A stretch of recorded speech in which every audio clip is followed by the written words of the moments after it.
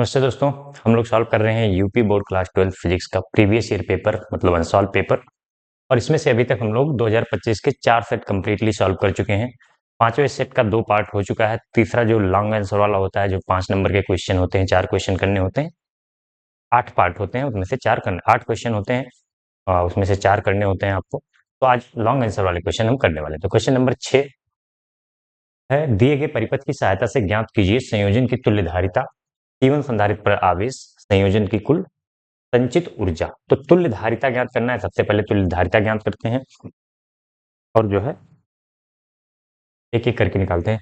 तो यहां से देखिए, सर्किट में अगर आपको तुल्य धारिता निकालने के लिए, चाहे तुल्य प्रतिरोध और तुल्य धारिता, तो आप कहीं से भी शुरू कर सकते हैं जहां से आपको क्लियर कट आपको समझ में आ जाए कि अगर दो प्रतिरोध या दो धारिता या तीन धारिता समांतर क्रम में है, श्रेणी क्रम में, जहां से आपको समझ में आ जाए वहीं से सॉल्व करना शुरू कर दीजिए। अगर आपको ये समझ में आ रहा है कि ये दोनों श्रेणी क्रम में है, देखो श्रेणी क्रम और समांतर क्रम में क्या होता था, बताया था। श्रेणी क्रम में समान आवेश होता है, जितने संधारित होंगे उन पर आवेश समान होगा और उनका विभवांतर अलग अलग होता है।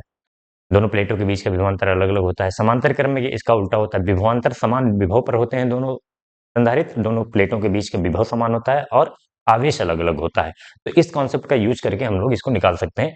आपको यहाँ तो ये ऐसा कोई क्वेश्चन नहीं है कि मतलब इसमें बहुत ज्यादा हमें दिमाग लगाना पड़े या सोचना पड़े। ध्यान से देखेंगे तो यहाँ से अगर मान लो आपने क्यू आवेश निकाला है, ऐसे इमेजिन कर लेते हैं जो बैटरी लगी हुई है वहां के प्लस वाले चार्ज से क्यू आवेश निकला, इसमें गया Q1, इसमें गया Q2।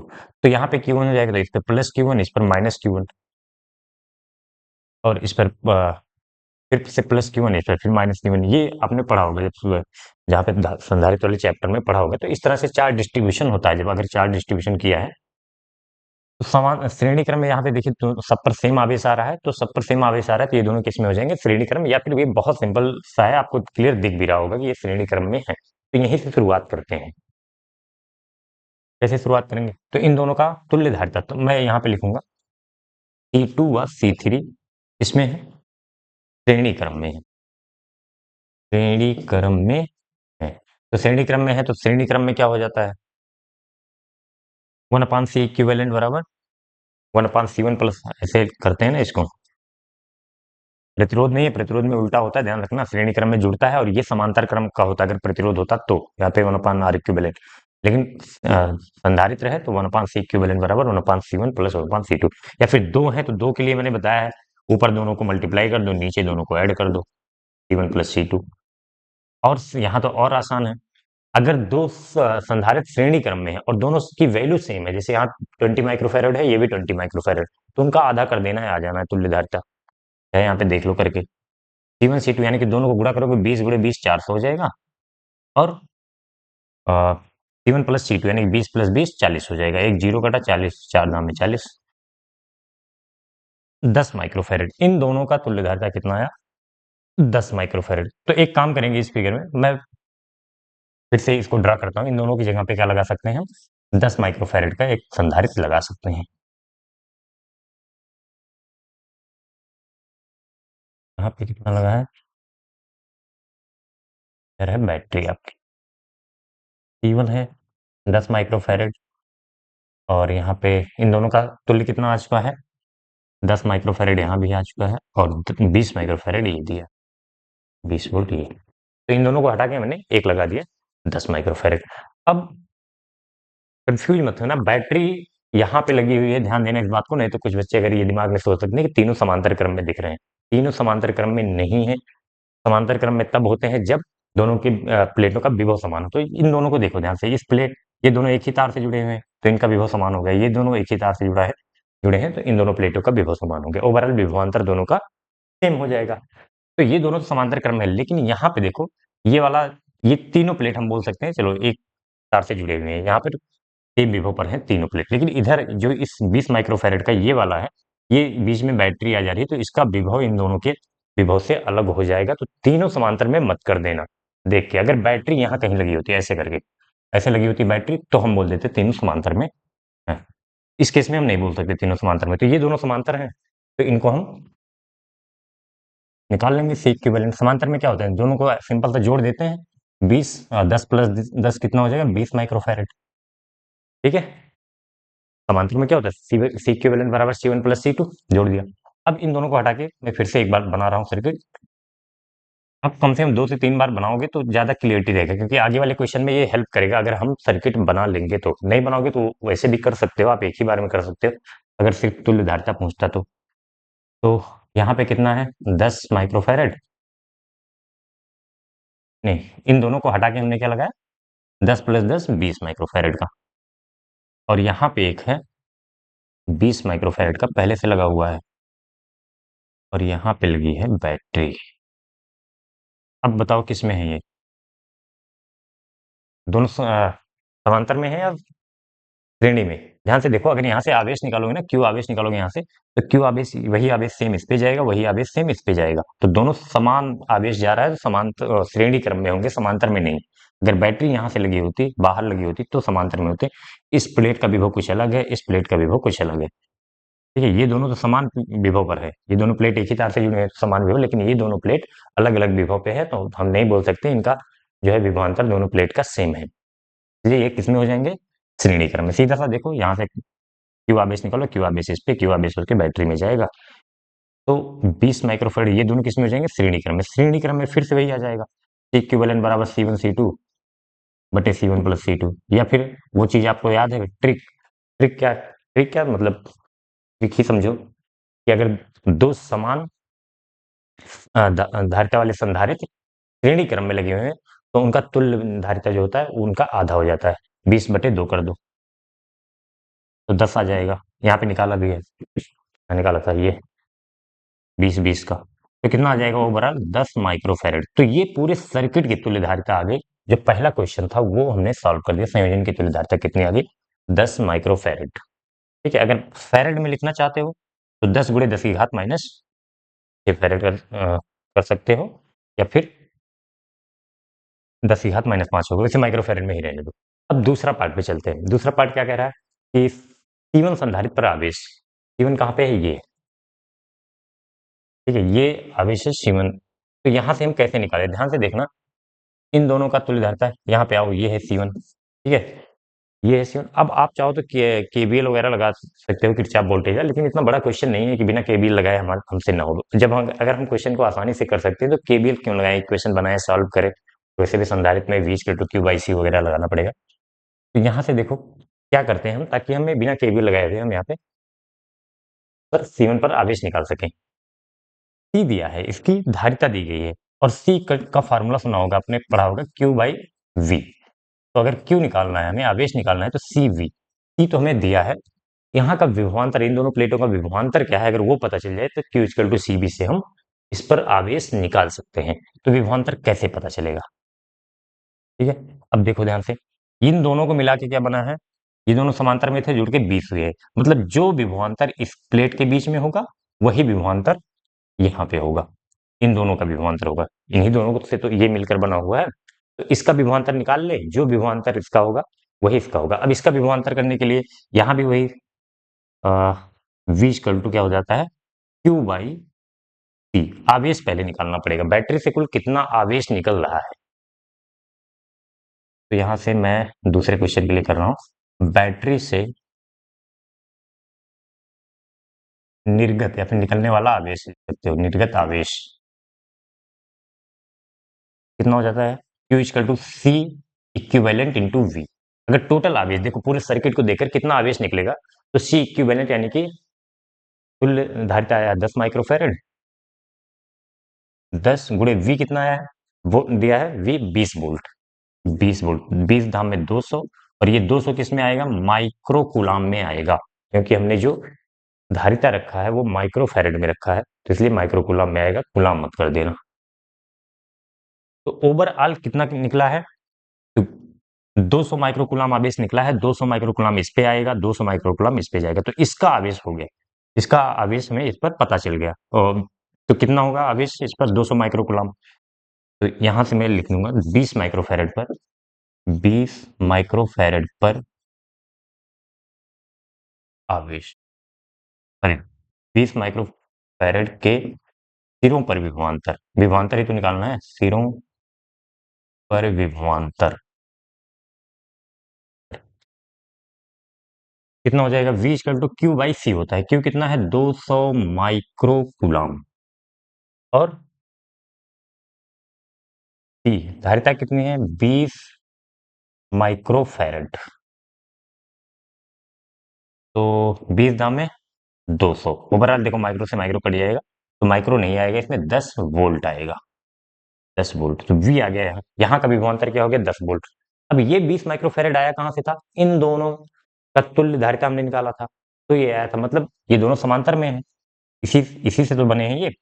10 वोल्ट यहाँ का है, तो 10 वोल्ट यहाँ का भी होगा, 10 वोल्ट यहाँ का होगा, क्योंकि समांतर में है, तो समान विभव होगा। तो C1 के सिरों पर विभवांतर कितना हो जाएगा, 10 वोल्ट। C1 के सिरों पर विभवांतर बराबर 10 वोल्ट। C1 के सिरों पर विभवांतर 10 वोल्ट। अब C1 पर क्या निकालना था हमें, C1 संधारित्र पर आवेश, तो आवेश मान लो Q1 है, C1 पर आवेश Q1 बराबर क्या हो जाएगा, C1 इंटू V, जो भी विभवांतर था कितना है, C1 दिया है 10 माइक्रोफैरड, 10 माइक्रोफैरड इंटू विभवांतर आया है 10 वोल्ट, तो आ जाएगा 10 दाम में 100, 100 ये माइक्रो कूलाम आएगा, दिख रहा है यहाँ तक, तो माइक्रो कूलाम। अगर आपको कूलाम में बदलना है तो 10 की घात माइनस 6 से गुणा कर दो, 100 गुणे 10 की घात माइनस 6 कूलाम। अब ध्यान से देखो, ये 100 है, 100 का मतलब क्या हो, 10 की घात 2, 10 की घात 2 और 10 की घात माइनस 6, तो 2 माइनस 6 माइनस 4 आ जाएगा, 10 की घात माइनस 4 कूलाम ये आवेश संचित होगा। ठीक है, तीसरा क्वेश्चन, संयोजन की कुल संचित ऊर्जा। तो अगर इतना कैलकुलेशन हमने कर लिया तो तीसरा पार्ट बहुत आसान हो जाता है, यहाँ पे रफ कर दूं मैं।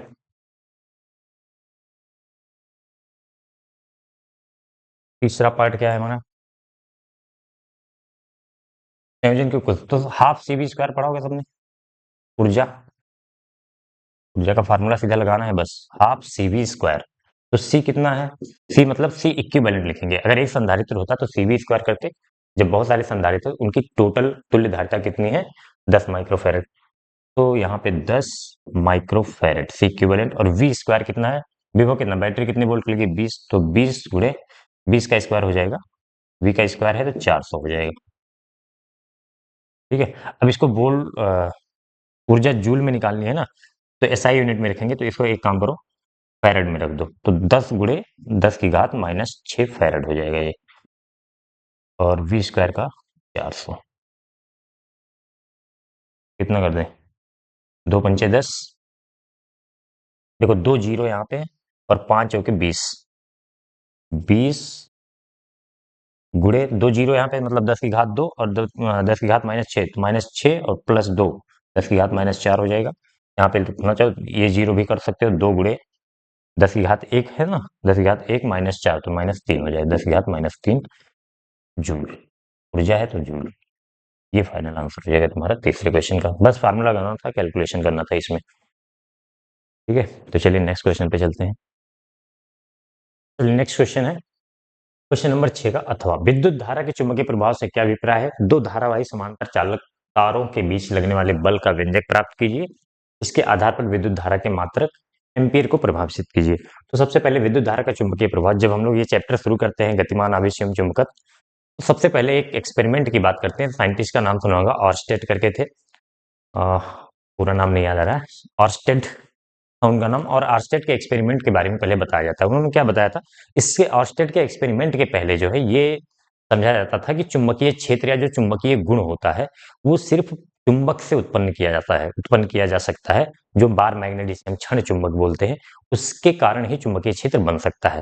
लेकिन एक एक्सपेरिमेंट था कि इन्होंने जो एक ऐसे मान लो टेबल रखा हुआ, उस पर एक कंपास रखा होता है, कंपास समझते हैं आप, हम्म, जो हमें डायरेक्शन बताती है नॉर्थ साउथ में, ये मैग्नेटिक निडल लगी होती है चुंबकीय सुई, और ये हमेशा नॉर्थ और साउथ में रुकती है। तो उस पर बहुत सारे ये एक्सपेरिमेंट कर रहे थे, वहां पे वायर वगैरह ऐसे फैले हुए थे, वायर वगैरह टेबल पे, और टेबल पे कंपास लगा हुआ था। तो एक्सपेरिमेंट करने के दौरान जब वो स्विच ऑन करते हैं तो क्या देखते हैं कि इस मैग्नेटिक नीडल में थोड़ा सा डिफ्लेक्शन प्राप्त होता है, विचलन, ये थोड़ा सा हिल जाती है। अब ये हिलती तभी है जब यहाँ इसके आसपास कोई चुंबकीय पदार्थ ले जाया जाए, मतलब यहाँ पे चुंबकीय क्षेत्र हो, चुंबकीय क्षेत्र थोड़ा सा इसको चुंबकीय क्षेत्र में इस पर बल लगता है तो ये थोड़ा बहुत डिफ्लेक्ट होती है। अब यहाँ पे कोई चुंबकीय पदार्थ ना कोई चुंबक था, तो ये हैरान हो गए उस समय पे कि क्या ऐसा क्या हुआ कि इसमें डिफ्लेक्शन हो गए। फिर बार इन्होंने नोटिस किया, ध्यान से किया एक्सपेरिमेंट, जब स्विच ऑन कर रहे थे तो जाके इसमें डिफ्लेक्शन हो रहा था। स्विच ऑन करने पर हो क्या रहा था, इसमें से करंट फ्लो। तो इनके दिमाग में आया कहीं न कहीं से कि करंट के फ्लो होने से चुंबकीय क्षेत्र यहाँ पे बन रहा है और उस चुंबकीय क्षेत्र की वजह से इस कंपास में जो है डिफ्लेक्शन हो रहा है। तो इसी चीज से यहाँ से बना, इसी को हम बोलते हैं विद्युत धारा का चुंबकीय प्रभाव। अगर आप लिखना चाहते हैं तो आप इतना लिख सकते हैं कि किसी धारावाही तार या धारावाही चालक के आसपास एक चुंबकीय क्षेत्र उत्पन्न हो जाता है, जिसको हम विद्युत धारा का चुंबकीय प्रभाव कहते हैं। और आप ओस्टेट का नाम मेंशन कर सकते हैं आप इसमें थोड़ा सा अगर लिखना चाहें तो। बाकी ये मेन क्वेश्चन है आपका कि दो धारावाही समांतर चालक तारों के बीच लगने वाले बल का व्यंजक प्राप्त कीजिए। वैसे हम अनंत लंबाई का पढ़ते हैं, नहीं तो अनंत लंबाई नहीं दिया है तो हम क्या करते हैं, एल लंबाई का ले लेते हैं। क्या समांतर तार हैं, इनके बीच की दूरी को मैं बोल दे रहा हूँ आर, और इनमें करंट जो जा रहा है इसमें I1 बोल देते हैं, इसमें I2 बोल सकते हैं। डायरेक्शन भी अलग अलग हो सकती है। अभी हमने क्या किया है, सेम डायरेक्शन लिया है और वैल्यू अलग अलग ली है। सेम वैल्यू भी ले सकते हैं, डायरेक्शन जैसे चाहो वैसे। अभी सब कुछ क्लियर हो जाएगा, बस ध्यान से देखो इसको। दो समांतर तार हैं, उनके बीच की तारीख देखो। इसके बारे में थोड़ा सा फिगर के बारे में लिखना भी पड़ेगा।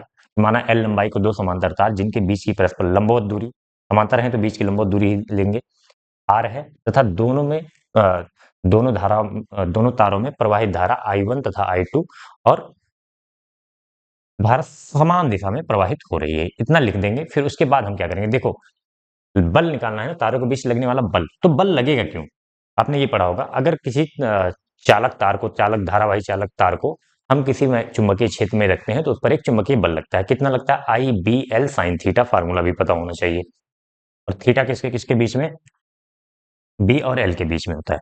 तो अभी के लिए हम क्या करेंगे, ये तार तो है, यहाँ पे चुंबकीय क्षेत्र है कि नहीं, तो इस I1 वाले तार के कारण, ध्यान से देखना, इस I1 वाले तार के कारण यहाँ पर चुंबकीय क्षेत्र बनेगा। और किस दिशा में बनेगा ये भी बता दे रहा हूं मैं। देखो दाएं हाथ के नियम से, दाएं हाथ के अंगूठे के नियम से अंगूठे को धारा की दिशा में रखेंगे और उंगलियों को मोड़ेंगे, तो यहाँ पे अंदर की तरफ जो है चुंबकीय क्षेत्र बनेगा। तो ऐसे मैं बना दे रहा हूँ, ठीक है।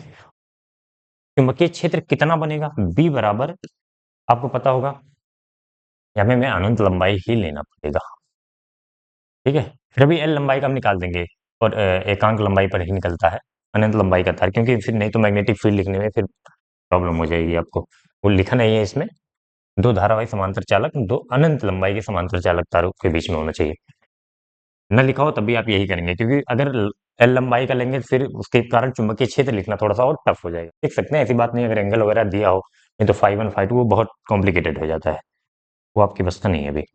तो बी हम क्या लिखेंगे, म्यू अनंत लंबाई के तार के कारण mu naught upon 4 pi 2I1, इसके कारण कर रहे हैं ना, तो 2I1 बाई आर। कुछ लोग ऐसे भी याद रखते हैं, mu naught upon 2 pi I1 by R, I by R लिखते हैं ना, एम्पियर के नियम से जो निकलता है। तो अभी आपको म्यू नॉट अपॉन 4 पाई के टर्म में ही याद रखना है। तो ये हो गया चुंबकीय क्षेत्र। अब बल कितना लगेगा इस पर, F बराबर I B। अभी मान लो कुछ लंबाई हमने डिसाइड किया, एल लंबाई लिया, अनंत लंबाई का था। अनंत लंबाई क्यों लिया, क्योंकि हमें चुंबकीय क्षेत्र अनंत लंबाई का दिखना आसान होता है, और एल लंबाई का लेके हम लंबाई पे निकाल लेंगे, ये टेंशन नहीं है। एल लंबाई लिया, उस पर हम बल लेंगे IBL साइन थीटा। थीटा क्या है, बी और एल के बीच का कोण। एल किधर होता है, जिधर करंट फ्लो हो रहा होता है, जिधर वैद्युत धारा प्रवाहित हो रही होती है, उसी दिशा को हम एल की दिशा मानते हैं। अब एल हो गया ऊपर की तरफ और चुंबकीय क्षेत्र हो गया अंदर की तरफ। ये उंगली जो है ऊपर लंबाई को प्रदर्शित कर रही है, और ये मार्कर चुंबकीय क्षेत्र, दोनों के बीच में कितना है, 90 अंश का कोण है। तो थीटा तो हो जाएगा 90 डिग्री।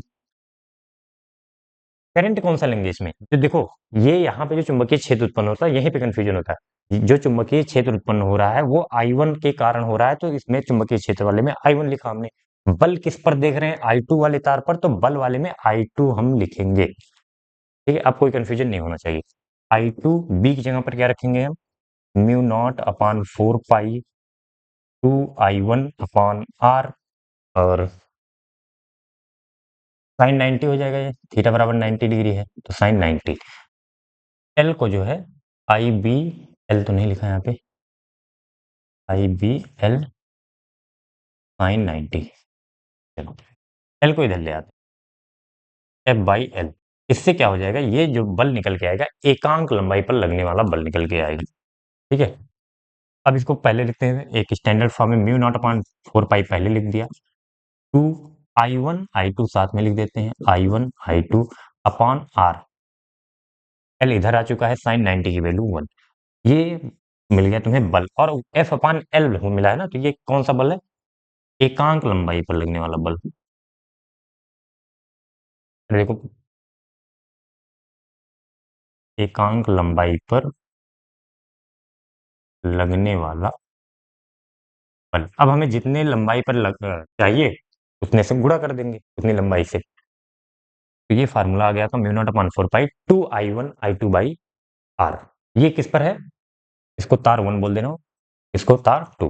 तो तार 2 पर ऐसे लिख देते हैं इसको, ये बराबर क्या है, F2 यानी कि दूसरे वाले तार पर किसके कारण, 1 के कारण, ये बराबर mu naught upon 4 pi two I one I two by R. ठीक है, इसी तरीके से हम सेम कैलकुलेशन यहां पर कर सकते हैं, यहां पर कर सकते हैं इस तार के कारण चुंबकीय क्षेत्र और इस तार पर लगने वाला बल। तो इस पर बाहर की तरफ हो जाएगा, बाहर को हम डॉट से दिखाएंगे, यहाँ पर चुंबकीय क्षेत्र बाहर की तरफ हो जाएगा। अच्छा, बल की दिशा सोच लेते हैं। बल की दिशा किस रूल से निकालते हैं हम लोग, फ्लेमिंग लेफ्ट हैंड रूल या फिर राइट हैंड पाम रूल निकाल सकते हैं। तो Fleming left hand rule, F B I, अगर इसको चुंबकीय क्षेत्र इसको धारा, तो अंगूठा क्या बताता है हमें, बल की दिशा। तो चुंबकीय क्षेत्र किधर है, अंदर की तरफ, धारा किधर है, ऊपर की तरफ। तो इस पर बल अंदर लग रहा है इस साइड में। ठीक है, ये बल की दिशा बताएगा, इधर चुंबकीय क्षेत्र को दिशा में रखना है इसको, और ये बीच वाली उंगली धारा की दिशा में। तो ये हो गया चुंबकीय क्षेत्र अंदर की तरफ है और धारा ऊपर की तरफ है, तो अंगूठा इधर है, इस पर लगेगा बल इधर, एफ एम बोल दे रहे हैं। ठीक है, या फिर एफ टू वन, तार 2 पर 1 के कारण।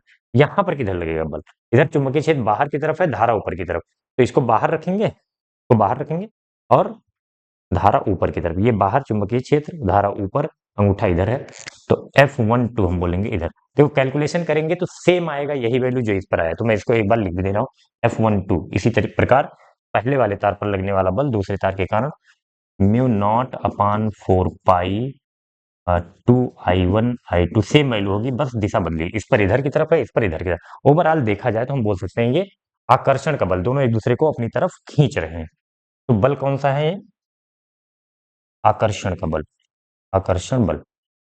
अगर तार में, दोनों तारों में सेम दिशा में धारा प्रवाहित हो रही है, मतलब ऊपर की तरफ दोनों में प्रवाहित हो रही है, तो आकर्षण। अगर विपरीत दिशा में हो, एक ऊपर जाए धारा, एक नीचे आए, तो प्रतिकर्षण होता है, ये भी आप चाहे तो लिख सकते हैं। ठीक है, ये फार्मूला निकल आया। अब इसके लिए दोबारा फिर नहीं लिखेंगे, पूरा सेम होगा, और दिशा बदली है तो इसको हम लिख सकते हैं F12 बराबर माइनस का F21। माइनस क्यों लगाया, क्योंकि दिशा अलग है और इनकी मैग्नीट्यूड यानी कि परिमाण दोनों का बराबर है। अब दूसरा क्वेश्चन, इसमें लास्ट क्वेश्चन है कि इसके आधार पर विद्युत धारा के मात्रक एम्पियर को परिभाषित कीजिए।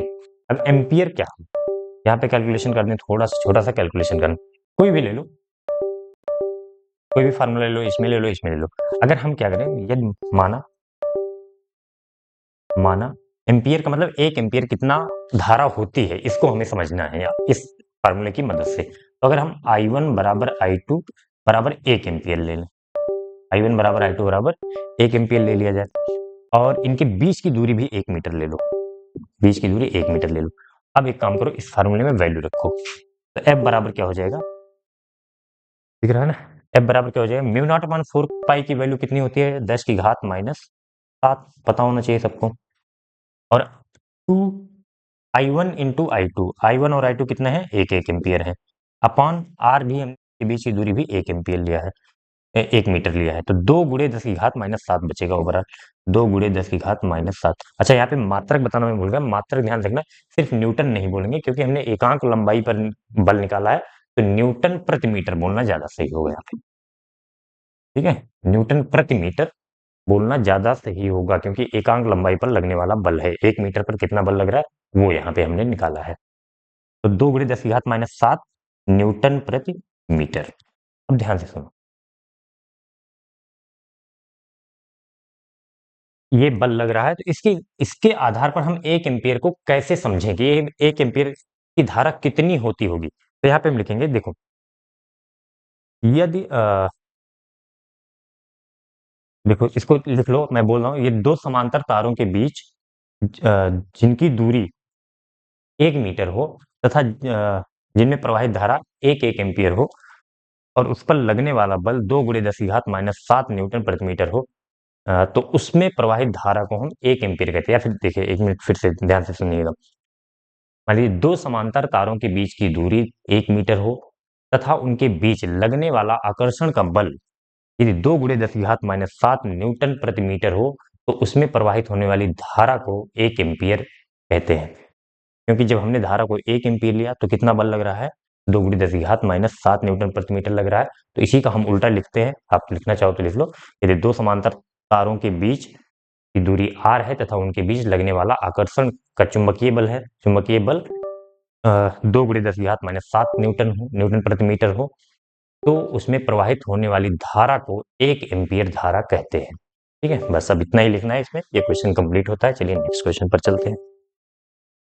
चलिए नेक्स्ट क्वेश्चन है, क्वेश्चन नंबर 7 का अथवा वाला पार्ट। देखो, क्वेश्चन नंबर 7 का जो पहला वाला पार्ट है, तरंगाग्र या फिर द्वितीयक तरंगिकाओं का, हाइगेंस की द्वितीयक तरंगिकाओं का सिद्धांत समझाइए और उसके आधार पर परावर्तन की व्याख्या कीजिए, यानी कि परावर्तन के नियम को सिद्ध करना होता है।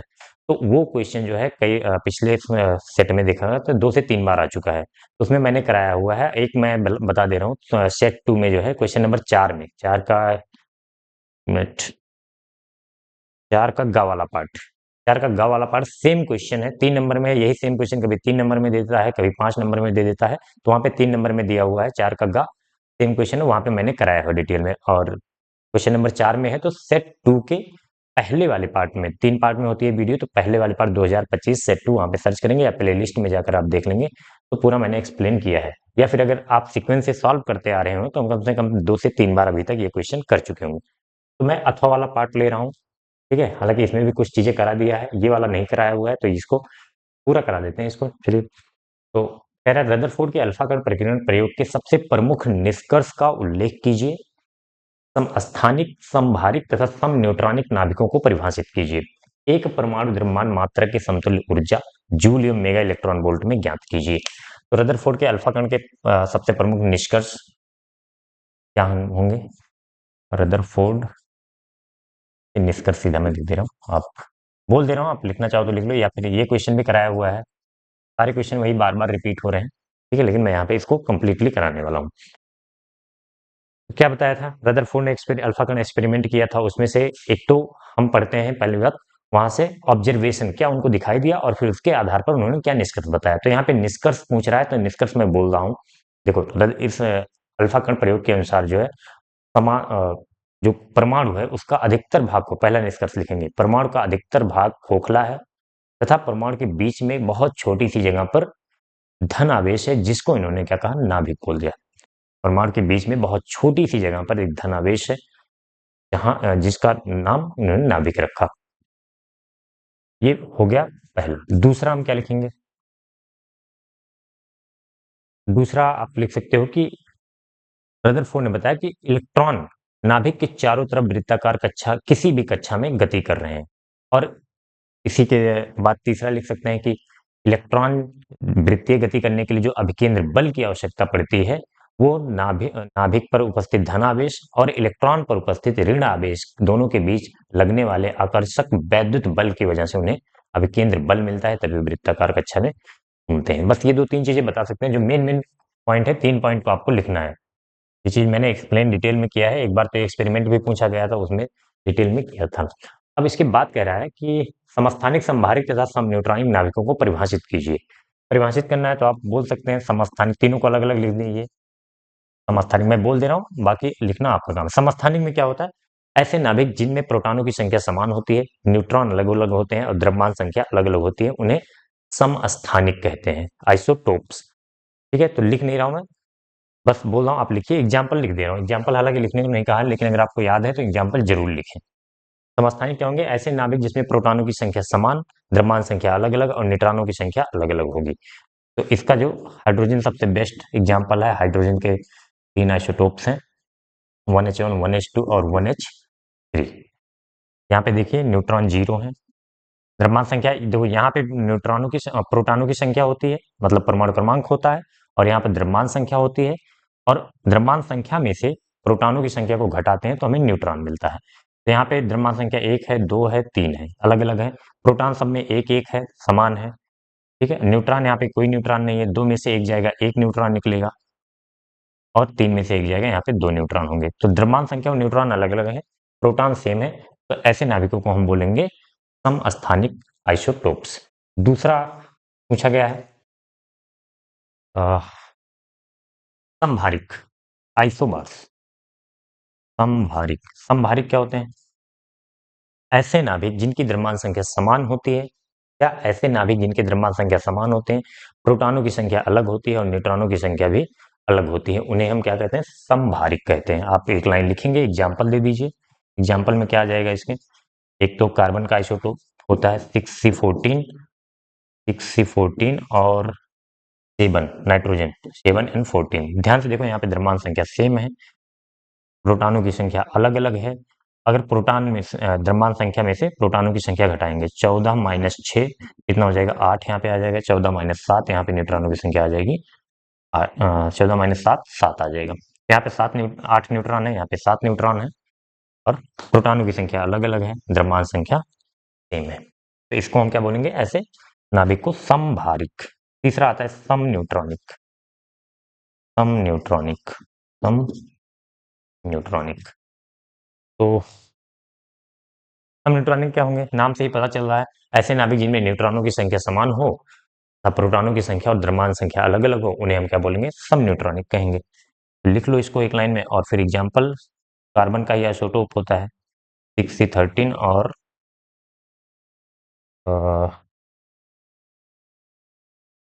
Nitrogen 7N14। तो ध्यान से देखो, यहाँ पे प्रोटॉन अलग अलग है, द्रव्यमान संख्या अलग अलग है। न्यूट्रॉन निकालेंगे तो न्यूट्रॉन कितना आएगा? दिख रहा है यहाँ पे, 13 में से 6 जाएगा 7, और यहाँ पे न्यूट्रॉन निकालोगे तो 14 में से 7 जाएगा 7। सेम न्यूट्रॉन है, न्यूट्रॉनों की संख्या समान है, द्रव्यमान संख्या अलग है, प्रोटॉन की संख्या समान है, तो ऐसे नाभिक को हम सम न्यूट्रॉनिक कहते हैं। तो ये वाला पार्ट आपका यहाँ पे खत्म होता है। फिर जो है हम आते हैं जो न्यूमेरिकल वाला पार्ट है। कह रहा है एक परमाणु द्रव्यमान। एक परमाणु द्रव्यमान क्या होता है? 1 AMU बोलते हैं, 1 AMU एटॉमिक मास यूनिट। इसके तुल्य ऊर्जा कितनी होगी? को पता होगा, आइंस्टीन के द्रव्यमान ऊर्जा समीकरण से हम द्रव्यमान की तुल्य ऊर्जा निकाल सकते हैं, E बराबर mc²। ठीक है, तो एक AMU अगर हमें जूल में निकालना है तो हम इसको किलोग्राम में रखेंगे। किलोग्राम में दिया है 1.66 इंटू 10⁻⁻, 2 अंक तक लेते हैं, 27 किलोग्राम। ठीक है, चाहो तो आप 4 अंक लेकर चल सकते हो, कोई दिक्कत नहीं, थोड़ा बहुत डिफरेंस आता है बस। तो एम कितना है? 1 एम, यानी कि इतने किलोग्राम। इसकी तुल्य हमें ऊर्जा निकालनी है, 1.66 इंटू 10⁻⁻27 इंटू C²। सी की वैल्यू होती है 3 × 10⁸ प्रकाश की 40 का स्क्वायर। तो ई बराबर 1.66 इंटू 10⁻⁻27। पहले जूल में निकालना है, जूल हम मेगा इलेक्ट्रॉन वोल्ट दोनों में निकालना, पहले जूल में निकाल देते हैं। इसका स्क्वायर करेंगे तो 3 का स्क्वायर 9, और 10⁸ का स्क्वायर करेंगे 10⁸ हो जाएगा। 9 से इसमें मल्टीप्लाई कर दो, 9 छक्के 54, और 9 छक्के 54, 5 59, और 9 1 के 9 5 14, 2 अंक पे दोनों, 14.94 गुणे 10⁻। 16 और 27 कितना हो जाएगा? 27 में से 16 घटाएंगे तब 10 17 और 6 11, 10⁻⁻11, ये जूल में आ जाएगा, जूल। अब चाहो तो यहाँ पे दशमलव लगा सकते हो, 1.494 करके, ये हो जाएगा 10⁻⁻10, अगर यहाँ पे दशमलव लगा दोगे तो ये जूल में आ गया। अब इसी को हमें क्या करना है? मेगा इलेक्ट्रॉन वोल्ट में बदलना है। तो मेगा इलेक्ट्रॉन वोल्ट का मतलब क्या होता है? एक इलेक्ट्रॉन वोल्ट बराबर होता है, एक इलेक्ट्रॉन वोल्ट बराबर 1.6 इंटू 10⁻⁻19 जूल होता है। पहले जूल में बदलेंगे, फिर मेगा इलेक्ट्रॉन वोल्ट में बदलेंगे। ठीक है, ये जूल होता है। तो 1 जूल में कितना हो जाएगा? 1 जूल में, क्योंकि हमें जूल को बदलना है ना, 1 जूल में कितना हो जाएगा? 1 जूल बराबर, ऐसे लिखो आप, ध्यान से लिखो, चलो यहाँ पे कर दे रहा हूँ, 1.67 into 10 to the power minus 19 joule बराबर होता है 1 इलेक्ट्रॉन वोल्ट, या फिर 1 इलेक्ट्रॉन वोल्ट बराबर इतने जूल। तो 1 जूल बराबर, अगर हमें 1 जूल में कितने इलेक्ट्रॉन वोल्ट होता है उसी से इसमें मल्टीप्लाई कर देंगे, आ जाएगा वो इलेक्ट्रॉन वोल्ट में। यही तो कॉन्सेप्ट होता है, 1 जूल बराबर 1 बटे, ये पूरा इधर नीचे चला जाएगा, 1.67 into 10 to the power minus 19 electron volt, ये 1 जूल में होता है। और हमें कितने जूल को बदलना है? ये इतने जूल को हमें इलेक्ट्रॉन वोल्ट में बदलना है, तो इतने में इससे गुणा कर देंगे, 1 जूल में जितने इलेक्ट्रॉन वोल्ट होते हैं। तो ई इन ईवी लिख दे रहा हूं मैं, इलेक्ट्रॉन वोल्ट कितना हो जाएगा? 14.94 into 10 to the power minus 11 into 1 upon 1.67 into 10 to the power minus 19, ये अब आ जाएगा इलेक्ट्रॉन वोल्ट में। हमें चाहिए मेगा इलेक्ट्रॉन वोल्ट में। चलो थोड़ा सा इसको और सॉल्व कर लेते हैं। 14.94 अपान 1.67, 10 की घात माइनस 19 ऊपर जाएगा तो 10 की घात प्लस 19 हो जाएगा, और प्लस 19 माइनस 11 कितना हो जाएगा? प्लस 8 हो जाएगा, 10 की घात 8 इलेक्ट्रॉन वोल्ट। अब इसको जब आप सॉल्व करोगे, अब जब इसको सॉल्व करोगे तो ये ओवरऑल आता है 931.5, या फिर तुम्हारे बुक्स में जो दिया रहता है वो 931 मेगा इलेक्ट्रॉन वोल्ट दिया रहता है। तो सॉल्व करते हैं, तो डायरेक्ट आपको याद रखना है, लिखना है, क्योंकि न्यूमेरिकल में भी 931 कभी कभी हम यूज करना पड़ता है, तो इसको सॉल्व करने की ज्यादा जरूरत नहीं, दिमाग में लगा। क्यों मेगा इलेक्ट्रॉन? देखो 10 की घात 6 इसमें से, उसको मेगा लिख देंगे, बचेगा 10 की घात 2, और इसको सॉल्व करके 10 की घात 2 यानी कि 100 से गुणा कर देंगे, ये आ जाएगा। या तो 931.5 4 अंक तक करोगे, नहीं तो 931 3 अंक तक करोगे तो 931 मेगा इलेक्ट्रॉन वोल्ट आ जाएगा। तो ये क्वेश्चन यहाँ पे कंप्लीट होता है। चलिए नेक्स्ट क्वेश्चन पे चलते हैं।